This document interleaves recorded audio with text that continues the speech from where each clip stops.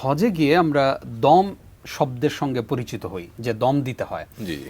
কখন আসলে আমাদেরকে দম দিতে হয়? দম মানে কি? দেখুন, হজে যদি কোনো ওয়াজিব ছুটে যায়, সেক্ষেত্রে সেই ওয়াজিবের ক্ষতিপূরণ স্বরূপ অথবা এমন কোনো কাজ করা হয় যেটি নিষিদ্ধ, জি। ওয়াজিব তরক হয়, তখন সেক্ষেত্রে দম আবশ্যক হয়। এই দম মানে হলো মূলত কাফারা বা ক্ষতিপূরণ বলতে পারি আমরা। জরিমানা। জরিমানা বা জি। ক্ষতিপূরণ বলতে পারি। জি। তো আমাদের যখন কোনো ওয়াজিব তরক হয় কিংবা কোনো নিষিদ্ধ কাজ আমরা করে ফেলি, তখন দম ওয়াজিব হয়। আর এই দমটা যখন ওয়াজিব হয়, তখন সেটা মক্কায় আমাদেরকে দিতে হয়।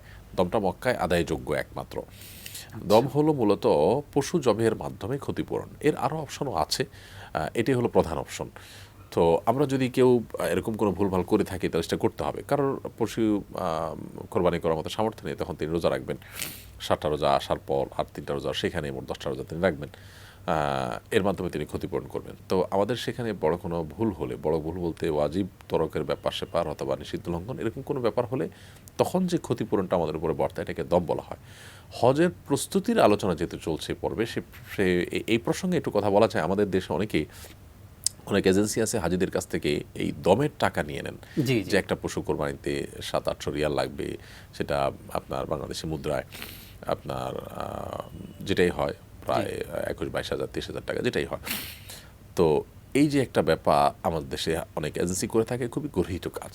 এবং আমরা অনেকেই মনে করি যে ভালো প্রস্তুতির অংশ হিসাবে আমি আগেভাগে দমের টাকা দিয়ে দিলাম। আসলে দম হলো যখন আমার কোনো সমস্যা হবে, তখন ওয়াজিব ছুটলো ইয়া আপনার নিষিদ্ধ লঙ্ঘন হলো, তখন আবশ্যক হবে। যদি আমার এরকম কিছু না হয়, তাহলে আমার উপর এটা আসবে না। এখন এজেন্সি যে আগে থেকে নিয়ে যাচ্ছে এবং এটা তো আর ফেরত দিচ্ছে না, সে নিয়েই যাচ্ছে শেষ। তো আমার দম আসুক বা না আসুক, সে আগে নিয়ে যাচ্ছে, এটা তার বিজনেস। জি। আর আমি মনে করছি যে আমি অতি সতর্ক থাকলাম। তারা অনেক সময় বলে যে দেখেন, আপনার যদি ভুল হয় আগেভাগে দিয়ে দিলেন, ঝামেলা শেষ। তো এই যে ব্যাপারটা, এটা ভুল। কারণ আমি নামাজের মধ্যে ভুল হতে পারে, ভুল হলে ওয়াজিব ছুটলে আমাকে সেজদা সাহু দিতে হবে। এখন সেজন্য নামাজ পড়ার আগে আমি 2টা সেজদা সাহু দিয়ে দিলাম। জি। জি। এই ব্যাপারটা যেরকম, এটা অনেকটা সেরকম। এটা একেবারেই জি। অনুচিত কাজ।